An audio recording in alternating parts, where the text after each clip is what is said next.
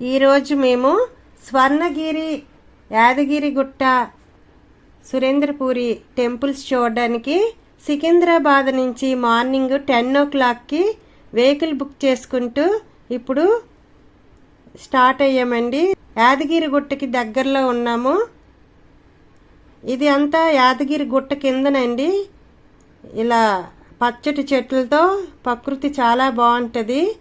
ఇప్పుడు ఇది కొండపైకి వెళ్ళాలంటే వెహికల్కి 500 రూపీస్ టికెట్ తీసుకొని మనం పైకి వెళ్ళాలి. అదే ఫ్రీ బస్సులు ఉంటాయి కొండ దిగువన. పైన దర్శనాలకి ఫ్రీ బస్సుల్లో కూడా వెళ్ళొచ్చు. దర్శనాలు అయ్యాక కొండపై నుంచి ఫ్రీ బస్సులు కిందకు కూడా ఉంటాయి. ఇవన్నీ కూడా ఇక్కడ సదుపాయాలు కలవు. ఇప్పుడు వీటిని మనం కొండపైకి వచ్చాం కదా, ఎవరైనా సరే కొబ్బరికాయలు కొట్టాలనుకుంటే కొండ దిగునే కొనుక్కొని తెచ్చుకోండి. పైన అయితే మాకేవి కనిపించలేదు. ఇప్పుడు కార్ పార్కింగ్ చేసుకుంటాం ఒక పక్కకి. ఇప్పుడు జనాలు అందరూ వస్తున్నారు కదా, ఇక్కడి నుంచి మెట్లు ఏమి ఉండవు. కొంచెం ముందుకి నడుచుకుంటూ వెళ్తే టెంపుల్ వచ్చేస్తుంది. అదే నల్లేని వాళ్ళు ఎవరైనా సరే ఇక్కడ ఒక బస్ స్టాప్ ఉంది కదా, ఇది వికలాంగులు, ముసలోళ్ళు, చిన్నోళ్ళు, ఎవరైనా వృద్ధులు ఎవరైనా సరే ఇక్కడ వెయిట్ చేస్తే సరిపోద్ది. బ్యాటరీ వాహనాలు వస్తాయి, తీసుకెళ్తాయి అన్నమాట ఉచితంగానే ఇవన్నీని. ఈ గుడికి మెట్ల మార్గము ఉంది. కొండపైకి రావడానికి మెట్ల మార్గం ఉంది. తర్వాత ఫ్రీ దర్శనాలు, 300 టికెట్, 150 రూపాయల టికెట్, ఇవన్నీ కూడా ఉన్నాయండి. మాకైతే దర్శనాలన్నీ అరగంటలో అయిపోయి మేము మరి టెంపుల్ని మేము తీయలేపాము, పైన ఫోన్ అలౌ చేయరు కాబట్టి. ఇక్కడ మాకు దర్శనాలు అన్నీ అయిపోయిన తర్వాత భోజనాలు, అన్నదాన కార్యక్రమాల్లో భోజనాలు చేసామండి దేవస్థానం దగ్గర. అక్కడి నుంచి దగ్గరలో ఉన్న సురేంద్రపూర్కి 4 కిలోమీటర్ల దూరంలోనే ఉంటుంది. 10 మినిట్స్ పడుతుందండి. అక్కడికైతే మేము 2:30కి అక్కడి నుంచి బయలుదేరాము వెహికల్స్లోనే. ఇప్పుడు సురేంద్రపూర్కి వచ్చేసాం. ఇక్కడ ఒక మనిషికి 350 రూపాయల టికెట్ తీసుకుంటున్నారు. 108 టెంపుల్స్ ఇక్కడ సెట్స్ అనమాట, అన్నిన్ని వేసి పెద్ద ప్లేస్ అండి ఇది. చూడడానికి బాగుంటుంది. ఇలాగా ఇప్పుడు నేను వస్తున్నాను కదా, అదే మార్గం అనమాట లోనికి వెళ్ళడానికి. ఇదంతా చాలా పెద్ద ప్లేసు. కుంద సత్యనారాయణ కళాధామం అని రాసి ఉంటుంది. చాలా బాగుందండి ప్లేస్ మాత్రం. పార్కింగ్ ప్లేస్ ఏంటి అన్నీ కూడా చాలా బాగున్నాయి. పెద్ద గాయత్రి అమ్మవారు విగ్రహం కూడా చాలా పెద్దది. ఇప్పుడు ఇక్కడ ఈ టెంపుల్స్ అన్నీ కూడా కట్టారు కదా, దీంట్లో ఒక్కొక్క టెంపుల్కి పేర్లు రాసి అన్నీ ఉంటాయి. మనం ఇప్పుడు టికెట్ ఇచ్చి లోనికి ఎంటర్ అయ్యాము.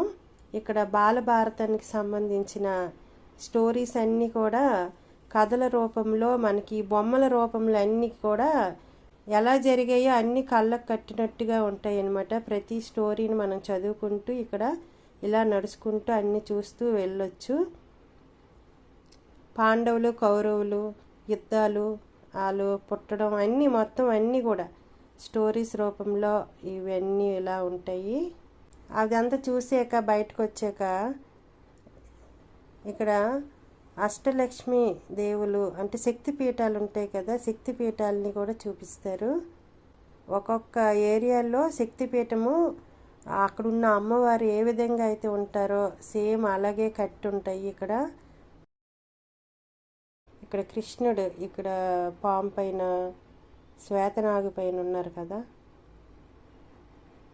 అవి చూసుకుని బయటకు వచ్చేసాక ఏంటంటే నాగలోకం, సముద్ర గర్భంలో ఉన్న నాగలోకం అంటిది. ఇప్పుడు దాంట్లోకి వెళ్తున్నాము. అది కొంచెం చూడడానికి బయట నుంచే కొంచెం భయం అనిపించింది. మెట్లు కూడా పాములతో అలాగా కట్టడం అయ్యింది. అలా చూడడానికి ఆ డిజైన్లు అన్నీ నాగుపాముల్లాగా అనిపించాయి. ఇది సముద్ర గర్భంలో ఉన్న నాగలోకం అంట. అక్కడ నాగరాజు, నాగకన్యలు అన్నీ కూడా చూపిస్తారు. ఇవి కూడా చాలా బాగుంది. అలా చూసుకుంటూ బయటకు వచ్చిన తర్వాత ఇవన్నీ కూడా కథల రూపంలో ఉన్న వాటిని అన్నిటినీ ఇలా మనకి మంచిగా చూపిస్తారు. గజేంద్ర మోక్షం కూడా చూపించారు. కృష్ణుడు గోవర్ధనగిరిని చిటికిన వేణితో ఎత్తుతారు కదండి, దాని స్టోరీ అంతా ఇక్కడ ఉంటుంది. కృష్ణుడు లీలలు ఇవన్నీని. గోపికల యొక్క వస్త్రాలని కృష్ణుడు దొంగలించబడతాయి కదా, కృష్ణుడు తీసుకొని ఆ చెట్టుపైకి వెళ్ళి ఇలా కృష్ణుడి యొక్క లీలలు ఇవన్నీ బాగుంటాయి. తర్వాత వెంకటేశ్వర స్వామి దేవస్థానానికి ఎలాగైతే కట్టారో అలాగా ఒక 10 మెట్లు ఇక్కడ పెట్టారు. అవి ఎక్కి మనం వెళ్ళి దర్శనాలు చేసుకోవాలి. ఇలాగా అన్నీ చూసి ఫొటోస్ అన్నీ కూడా తీసుకోవచ్చు. చక్కగా ఫోటోషూట్ కూడా చేసుకోవచ్చండి. ఇక్కడ ఫోన్ ఎలా ఉంటుంది, చక్కగా అన్నీ రీల్స్ అన్నీ కూడా చేసుకోవచ్చు అనమాట. ప్రతి గుడి దగ్గర ఉన్న అమ్మవారు, దేవుళ్ళు, గుళ్ళు అన్నీ కూడా ఎలా ఉంటాయో అవన్నీ కూడా చక్కగా చూపించారండి. 108 గుళ్ళు కూడా అన్నీ కూడా కొంచెం కొంచెం డిస్టెన్స్తో ఇలా కట్టారు. మనం నడడానికి కూడా ప్లేస్ చాలా పెద్ద ప్లేస్ అనమాట. చూసారు కదా, ఇలా యారో మార్క్ ఇచ్చారు కదా, ఎల్లో కలరు రెడ్ది, అలా వెళ్ళిపోవడమే అన్నీ చూడడానికి. ఇప్పుడు యమలోకం, యమధర్మరాజు ఉన్నారు కదా, ఈ యమలోకం అంట. ఇది లోన నరకలోకం అంటున్నారు. ఈ నరకలోకంలో ఎలా హింసిస్తారు అనేది ఇక్కడ అన్నీ చూపించారు లోన. ఇక్కడ మనుషుల్ని గానుగులో పెట్టి తిప్పడం, అగ్గిలో పెట్టి కాల్చడం, నూనె మరుగుతునేటప్పుడు దాంట్లో పెట్టి ఉడికించడం, రంపంతో కట్ చేసినట్టుగా ఇవన్నీ కూడా నరకలోకంలో జరుగుతాయని ఇక్కడ చూపించడం అయ్యింది. ఈ నరకలోకం నుంచి ఇప్పుడు బయటికి దేవలోకం వెళ్తున్నామంట. ఈ దేవలోకానికి ఒక 20 మెట్లు ఉంటాయి. వెళ్ళిన తర్వాత అక్కడ కొద్దిగా వాటర్ కూడా ఉంటుంది. మనం కాలు కడుక్కొని దేవలోకానికి ఎంటర్ అవ్వాలి. ఇప్పుడు ఇక్కడ దేవుడి గుళ్ళు అన్నీ ఉన్నాయి కదా, ఇవన్నీ దర్శించుకొని అలాగ నడుచుకొని ముందుకు వెళ్ళిపోవాలి. చాలా సరదాగా అనిపిస్తుంది అండి, చూడడానికి హ్యాపీ అనిపిస్తుంది మీకు. ఈ దేవలోకంలో అక్కడి నుంచి కైలాసం, ఇదంతా కైలాసం, పార్వతీ పరమేశ్వర్లు ఉన్న కైలాసం వంటిది. ఈ కలర్స్ కూడా చాలా బాగుంటాయి. మీకు ప్రతీది కూడా కళ్ళకు కట్టినట్టుగా చాలా అద్భుతంగా కట్టారు. తప్పకుండా సురేంద్రపురి మాత్రం దర్శించండి. యాదగిరి గుట్టకి దగ్గరలోనే కదా ఉంది. పార్వతీ పరమేశ్వర్ల కళ్యాణం జరుగుతున్న ప్లేస్ ఇది. నుంచి జ్యోతిర్లింగాలు, 12 జ్యోతిర్లింగాలు, వాటి పేర్లు, ఆ ఏరియాలు అవన్నీ ఇక్కడ రాసి ఉంటాయి. ఇప్పుడు చూసారా పూరి గుడి ఎలాగుంది, అక్కడ దేవుడు లోపలున్న అమ్మవార్లు విగ్రహాలు, లక్ష్మీ నరసింహస్వామి అవతారాలన్నీ కూడా దాంట్లో చూడడం అయింది. ఇప్పుడు బయటకు వచ్చిన తర్వాత భగీరథుడు గంగని భూమిపైకి ఎలా తీసుకొచ్చారనేది ఈ స్టోరీ. అక్కడి నుంచి ఇలాగ వచ్చాక ఒక పాము ఉంటుంది, పెద్ద పాము, దాంట్లో నుంచి మెట్లు ఉంటాయి. దాంట్లో నుంచి లోనికి వెళ్ళాక ఇక్కడ కొన్ని స్టోరీలు, అలాగే కృష్ణుడికి సంబంధించిన కొన్ని స్టోరీలని కూడా, అంటే ఒక్కొక్క స్టోరీకి కూడా ప్రతిదానికి కూడా కథలు రూపంలో రాసి ఉంటాయండి. అవన్నీ మనం చదువుకుంటూ అక్కడి నుంచి బయటకు వచ్చాక గౌతమ్ బుద్ధుడు జ్ఞానోదయం జరుగుతుంది కదా, జ్ఞానోదయం పొందుటకు గౌతమ్ బుద్ధుడు భార్య బిడ్డల్ని వదిలేసి వెళ్ళిపోతారు కదా, ఆ స్టోరీ ఇదంతా. అలా స్టోరీ అయిన తర్వాత బయటకు వచ్చాక చాలా పెద్ద అమ్మవారు, దుర్గా అమ్మవారు ఉంటారు, దుర్గాదేవి. ఇక్కడ చాలా పెద్ద విగ్రహం అండి. చాలామంది ఫొటోస్ తర్వాత రీల్స్ అన్నీ చేసుకుంటున్నారు. ఇక్కడ చాలా బాగుంది. ఇలాగ ఏనుగుందా అనికి కొన్ని మెట్లు ఇచ్చారనమాట. అలా లోనికి వెళ్ళాక కొన్ని చూడొచ్చు.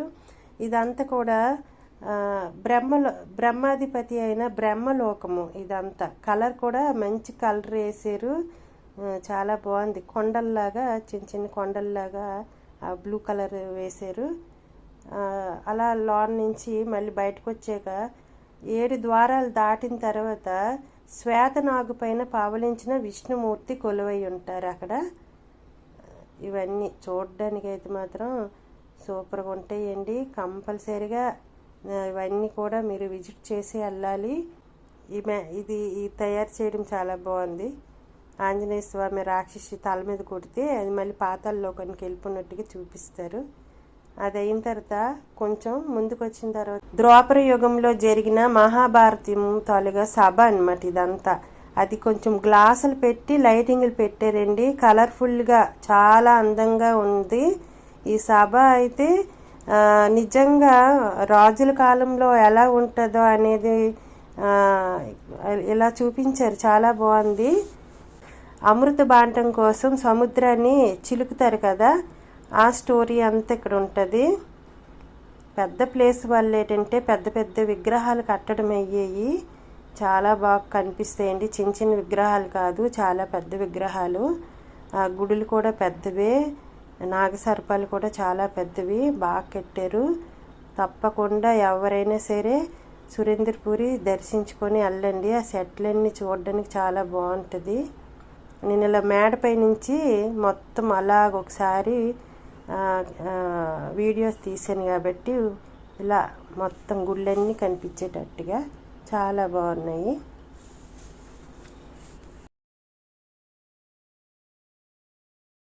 మహాభారతంలో జరిగిన యుద్ధం అనమాట. ఇక్కడ చూసారా, యుద్ధంలో చనిపోయిన వాళ్ళు నిజంగా మనుషులు ఎలా ఉంటారో అలా కనిపించేటట్టుగా ప్రతిదీ కూడా క్లియర్గా బాగా చూపించారండి.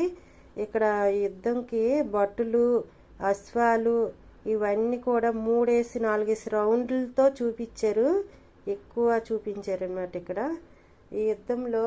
తర్వాత పద్మవ్యూహం కూడా జరుగుతుంది కదా, అది కూడా ఉంటుంది.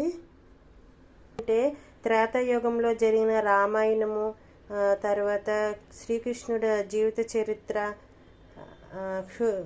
కురుక్షేత్రంలో యుద్ధంలో జరిగేటప్పుడు అర్జునుడికి బోధించడం, ఇవన్నీ కూడా క్లియర్గా చాలా బాగా చూపించారు. ఇవన్నీ మేము చూసి బయటికి వచ్చేటప్పటికి మాకు కరెక్ట్గా 4:35 అవుతుందండి టైము. ఇప్పుడు హైవే మార్గంగా స్వర్ణగిరి టెంపుల్కి వెళ్తున్నాము. ఒక దూరంగా చూసారా, ఆ దూరం నుంచి చాలా అందంగా కనిపిస్తుంది స్వర్ణగిరి టెంపుల్. లైటింగ్స్తో చాలా బాగుందండి. ఈవినింగ్ టైము 6 నుంచి 8:30 వరకు ఉంటుంది. ఈవినింగ్ టైము ఇక్కడ చేరేటట్టు చూసుకోండి, ఎందుకంటే చాలా అందంగా బాగుంటుందండి లైటింగ్స్తో. విష్ణుమూర్తి వెంకటేశ్వర స్వామి కొలువై ఉంటారు ఈ టెంపుల్లో.